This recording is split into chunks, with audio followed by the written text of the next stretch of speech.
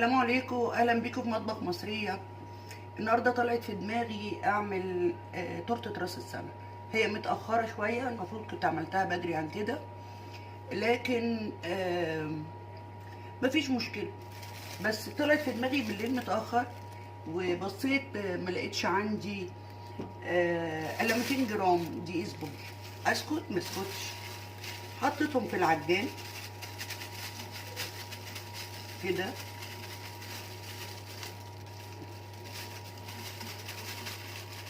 اوكي، طيب هحط عليهم كام بيضه؟ احط عليهم، هعملهم معامله الربع الا شويه.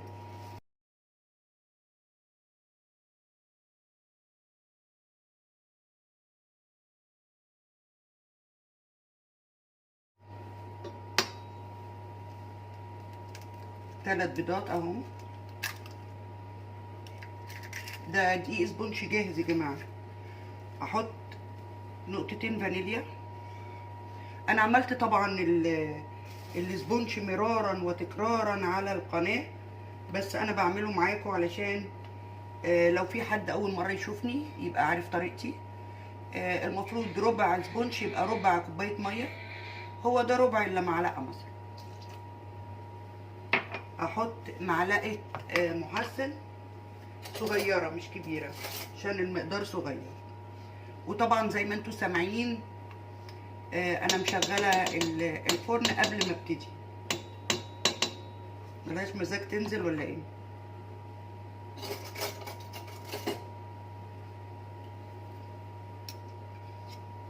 اوكي، وهشغل بقى العجان على درجة 10 لمدة 5 دقايق، لأن المقدار احنا في العادي 7 دقايق، لأن المقدار صغير.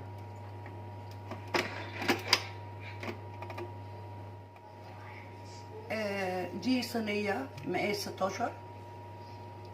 عملنا طبعا السبونج 200 جرام زي ما قلت لكم اللي موجودين عندي. المشكلة اللي موجودة عند كل اللي بيعملوا السبونج الجاهز واللي بيقولوا فشلت، كام خطوة كده نقولها سريعا تخلي السبونج بتاعك ما يبص. اتبعي المقادير صح. اول حاجة، كل صينية وليها مقدار. يعني انا عملت صينية مقاس 16 وممكن يتحط فيها ربع كيلو، بس العجان من المضرب بتفرق. يعني لو كان مضرب ما كانش هينفع قوي، العجان بيكتر كميه الاسبونج. مش بيأس اللي ما عندهمش عجان. المضرب الكهربائي شغال، انا اشتغلت بيه كتير، بس حسيت بفرق كبير قوي ما بين كميه الاسبونج لما بضربها وبين كميه بالعجان وكميه الاسبونج لما بضربها بالمضرب الكهربائي. يعني عملت نص كيلو عادي، كنت بعمل نص كيلو من مقاس 20 لمقاس 24. عملتها مرة مرات كتيرة بالمضرب، وعملتها أول مرة أضرب نص سبونج في العجان، لقيت اداني كمية كبيرة جدا، لدرجة عملتها في الباقي عملته في حاجة صغيرة، عملت بيه تورتية تانية. فتعلمت ايه؟ اتعلمت ان انا اقلل مقدار السبونج بالعجان. دي حاجة. يبقى اول حاجة مقدار السبونج بالنسبة للصينية. الحاجة التانية الفرن. الفرن لازم تبقى درجة الحرارة مظبوطة، ما يبقاش عالي قوي ولا واطي قوي. السبونج مش من النوع اللي بيعلى وبعد كده يستوي، لا، هو كل ما بيستوي كل ما بيعلى. يعني كل ما بيستوي ما نفتحش خالص الفرن اثناء الخبز الا بعد 35 دقيقة، او حسب الحجم اللي انت بتشتغلي بيه. يبقى قلنا مقاس الاسبونج بالنسبه للصينيه، والمضرب والعجان بيعمل اختلاف في حجم الاسبونج.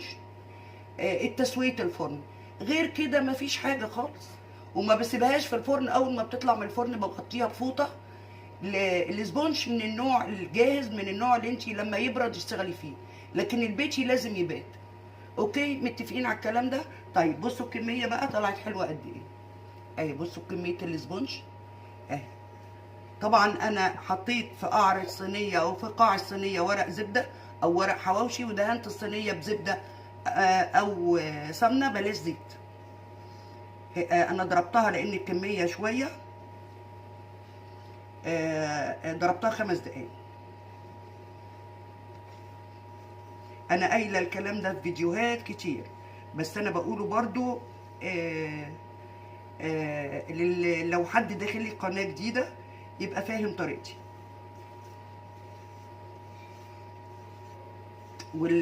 والعجان بتاعي الولاد جابوهولي هديه في عيد ميلادي، هو تورنيدو 1200 واط او 1000 واط، مش فاكره يعني. ايه المشكله في الوطات؟ يعني بيتحمل اكتر. خلاص اديني سويتها، وهتطلع اكتر من 5 طبقات ان شاء الله يعني. وهتشوفوا بقى هدخلها الفرن واطلعها اغطيها ونزينها مع بعض، ونشوفوا مع بعض هنزينها ازاي. طبعا سوينا الكيكه وطلعناها وباتت معايا. انا هعمل الكريم شانتيه عباره عن مج او كوبايه كبيره، الحجم دوت اللي انت عايزاه، المهم يبقى مقدار الميه مظبوط. وديت ميه حليتها بالسكر، ميه ساقعه جدا، حليتها بالسكر. واحط بس برضو مش هحط المقدار كله زي ما انا بقول لكم دايما. انا حاطه كريمه لباني بودر وكريم شانتيه، اضربهم ونكمل. انا هحط على الكريم شانتيه بعد ما اتضرب 4 دقايق. ده كريمه لباني فريش. انا حاطه كريمه لباني بودر، بس مش بتديني نفس الطعم اللي ولادي بيحبوه اللي انا بحبه. ديت ده تقريبا تمن كريمه لباني، بتدي طعم رهيب زي المحلات. تقولي ليه بتاعت المحلات حلوه واحنا لا؟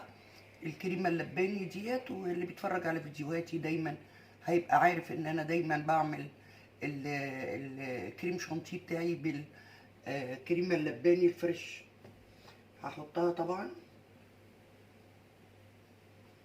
هضربها ضربتين 2 بس مش اكتر، عشان الكريمه دي ما تفصلش منك. اوكي، امزجها بس بالكريم شانتيه. خلاص ضربنا الكريم شانتيه، حطيناه في كيس حلواني. عندي شربات ميه بسكر عاديه خالص، اللي هم بيعملوا اوردرات على طول وشغالين بيعملوا الشربات على السخن ويحطوه في التلاجة يبقى جاهز. لكن انا يعني مش بعمل على طول، حاجات للبيت يعني. وادي الكريم شانتيه بعد ما حطينا عليه الكريمه اللباني، وطبعا حطيتها على برد مقاس 24 اللي موجوده عندي، كبيره شويه بس شغاله. وسقناها بالشربات زي ما قلت لكم. احط بقى الكريم شانتيه بالكيس الحلواني كده. ليه الكيس الحلواني؟ بيخلي الكريم شانتيه عند التقطيع منتظم، ما يبقاش حته، ويخلي التورتايه منتظمه، ما تبقاش حته عاليه وحته واطيه.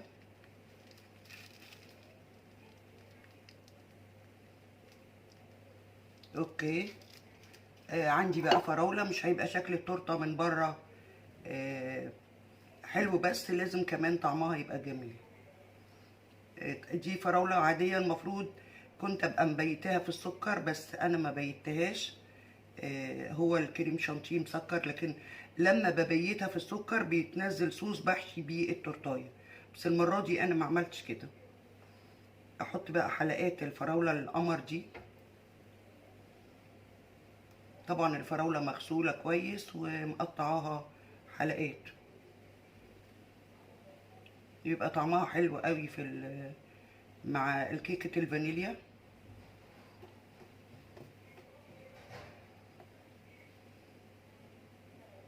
انا بتك عليها، وتقريبا هحط كمان طبقه كريم شانتيه صغيره علشان ما تفصلش ما بينها وما بين الطبقه اللي فوقيها. الكريم شانتيه لما بحط عليها كريم شانتيه بيبقى ماسكها كويس. كده بقى شكلها تورته من غير ما اعمل حاجه. احط بس طبقه كريم شانتيه صغيره كده.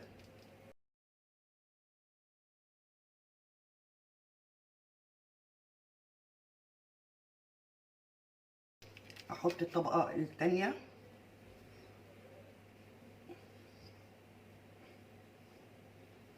وزي ما عملنا في اللي تحت هنعمل في اللي فوق. نبتدي بقى نجلسها مع بعض. انا دايما بحب قوي كده علشان يبقى شكل بحط الكريم شانتيه في الكيس الحلواني، علشان ما تبقاش الكريمه كتير وشويه وحته عاليه وحته واطيه. والكلام ده انا بقوله كتير قوي في التورتات اللي انا بعملها. يعني هو كمان مفيد جدا للمبتدئات وغير المبتدئات، ما مش بعتبر ان انا مبتدئه، بس المساله دي بتريحني في التجليس يعني.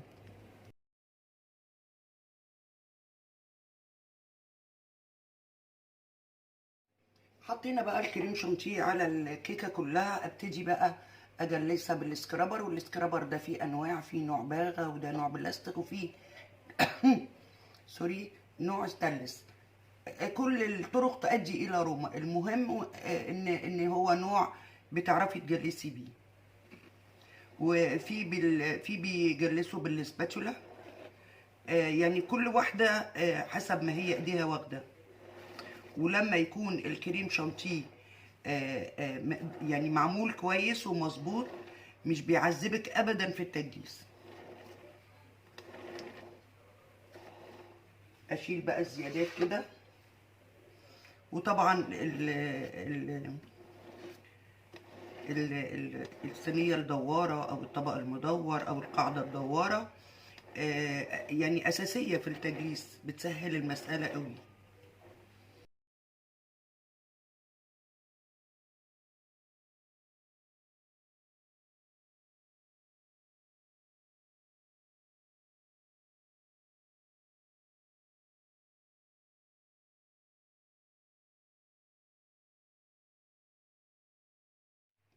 جلسناها وبقت قمر. انا هقسم التورتايه تلتين تلتين كده.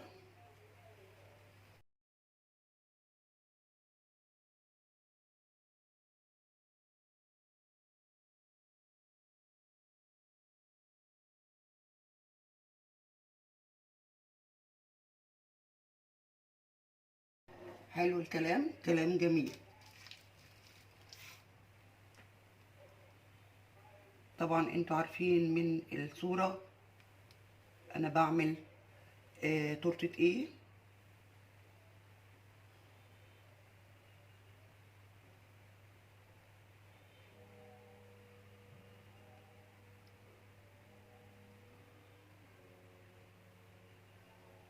اوكي. اعمل بقى تقريبا هعمل روزيتات من تحت بالاحمر. كل ما هفنش كل ما هيبان صورة بابا نويل.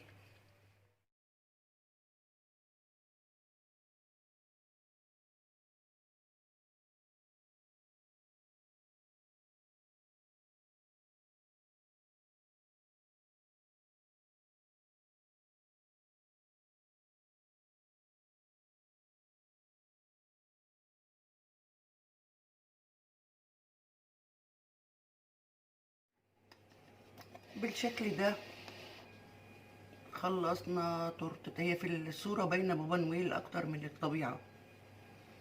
خلصنا تورتة بابا نويل بالطرطور بتاعه بالزر الابيض بشنبه.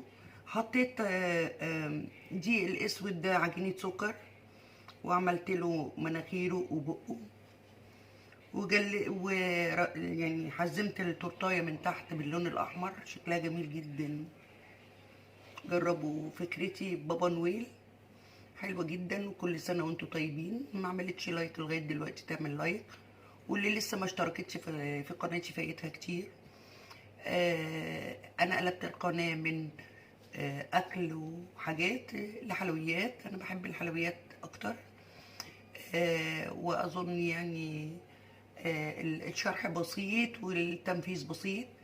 المشتركتش في القناة تشترك وتعمل سبسكرايب ولايك، ولو عجبها الفيديو تعمل له شير.